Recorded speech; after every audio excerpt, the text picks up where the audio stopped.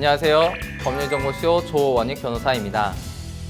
지난 시간에는 개발 제한 구역, 즉 그린벨트의 지정 및 해제권자가 누구인지 살펴보았습니다. 국토교통부 장관에게 권한이 있다고 했습니다. 이번엔 나머지 용도구역 중 일부인 기타 용도구역 등에 대해 살펴보겠습니다. 국토계획법 제38조의 2 제1항에 따르면 시도지사 또는 도시시장은 도시의 자연환경 및 경관을 보호하고 도시민에게 건전한 여가, 휴식 공간을 제공하기 위하여 도시지역 안에서 식생이 양호한 산지의 개발을 제한할 필요가 있다고 인정되면 도시자연공원 구역의 지정 또는 변경을 할 수 있습니다. 여기서 대도시시장은 인구 50만 이상의 시장입니다. 도시자원공원 구역에 대해서도 개발제한구역처럼 별도의 법률에 상세한 사항을 규정하고 있는데 그 법이 도시공원 및 녹지 등에 관한 법률입니다. 도시자연공원 구역에서는 건축물의 건축 및 용도 변경, 공작물의 설치, 토지의 형질 변경, 토속의 채취, 토지의 분할, 중목 등의 벌채, 물건의 적치 또는 도시계획사업의 시행이 금지됩니다. 개발제한구역과 그 내용이 유사하지요. 다만 제한적인 범위 내에서 기존의 건축물 또는 공작물의 개축, 재축, 증축 또는 대수선 등은 시장의 허가를 받아 이를 할 수 있습니다. 구체적인 도시자연공원 구역의 사례를 한번 살펴볼까요? 여기 보시는 그림은 서울특별시 서대문구 연희동 산 2-14입니다. 연세대학교 뒤쪽에 있는 산의 봉우리에 위치한 지역을 표시한 것인데 이 산 이름은 안산이라고 합니다. 여기는 용도지역상 도시지역으로 제1종 일반 주거지역이지만 용도지구로 자연경관지구 및 용도구역으로 공원으로 되어 있습니다. 현재는 안산자연공원으로 지정되어 있고요. 그 외에도 가축사육제한구역, 대공방어협조구역 등 다양한 행위 제한이 설정되어 있습니다. 도시자연공원구역은 예전에 도시자연공원이 공원으로 결정된 후 지자체의 재원 부족 등으로 인하여 장기간 미조성된 상태로 남은 채 10년 동안 공원 결정으로 인한 사유재산권 침해 우려가 있고 도시자연공원 내에서는 엄격한 행위 제한이 수반되어 거주자 등의 민원이 다수 발생하는 문제가 있었습니다. 그래서 이를 개선하기 위해 도시자연공원법을 폐지하고 도시자연공원 구역으로 변경해서 도입된 제도라고 합니다. 하지만 앞서 살펴본 연세대 뒷산처럼 공원으로 잘 조성되면 모를까 고시만 해놓고 실제로 공원으로 조성하지 않는다면 사유재산이 침해되고 주민의 불편을 초래하는 건 특별히 달라 보이지 않습니다. 따라서 지정권자는 도시민의 여가와 휴식 공간의 제공이라는 공익과 해당 지역의 주민들의 사유재산 침해라는 사이의 비교 형량을 하여 면밀히 따져봐야 할 것입니다. 다음은 시가화 조정구역에 대해 살펴보겠습니다.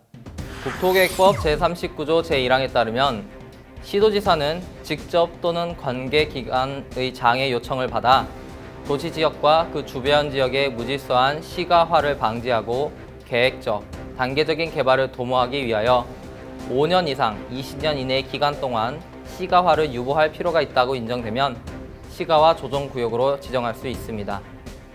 예외적으로 국가계획과 연결될 경우에는 국토교통부 장관이 직접 지정할 수도 있습니다. 여기서 무질서한 시가화란 기본적인 도로나 학교 등의 기반시설이 전혀 갖추어지지 않는 상태에서 갑작스럽게 도시가 발전하게 될 때 주거지만 늘어나는 등의 열악한 환경이 증가되는 현상을 말합니다. 지금은 유보기간이 끝났지만 과거 영종도 일대에 인천국제공항이 들어서면서 당시 막 개발되던 영종도에서 무질서한 시가화가 예상되자 해당 지역을 2002년부터 15년간 시가화 조정구역으로 지정한 사례가 있습니다. 바꿔 말하면 2017년 이후부터는 개발이 가능하다는 것이었고 이런 점에 주목해서 2015년 전후부터 해당 구역의 개발 계획을 가지고 부동산 투자를 하는 경우도 있었다고 합니다. 지금까지는 토지 이용에 제한을 가하는 용도 구역만 살펴봤는데요. 반대로 토지의 이용의 효율을 높이기 위한 구역 지정도 있습니다. 바로 입지 규제 최소 구역입니다. 다시 말씀드리지만 용도 구역은 용도 지역에 대한 행위 제한의 강화 또는 완화입니다.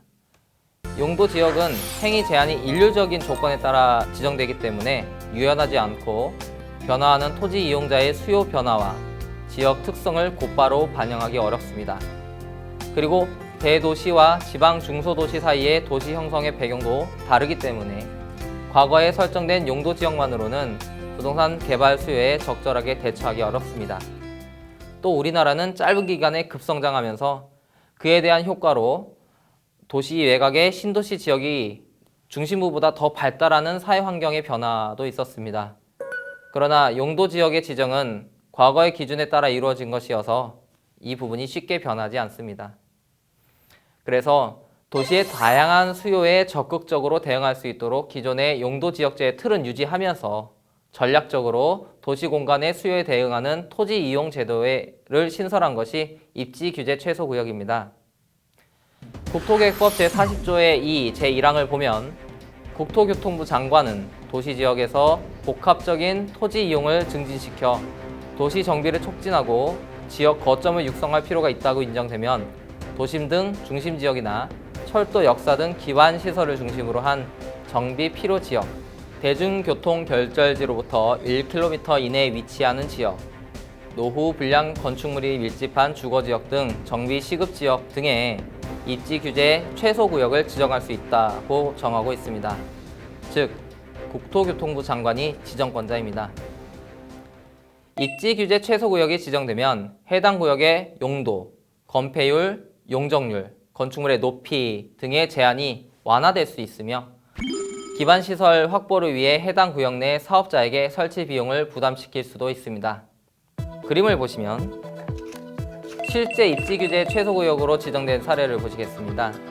인천광역시에 소재한 인천역 일대의 정비를 위해 인천시 중구 북성동 등 인천역 일대를 입지규제 최소구역으로 지정한 바가 있고, 이에 따라 건폐율과 용적률을 상향하는 등의 규제 완화가 이루어졌습니다.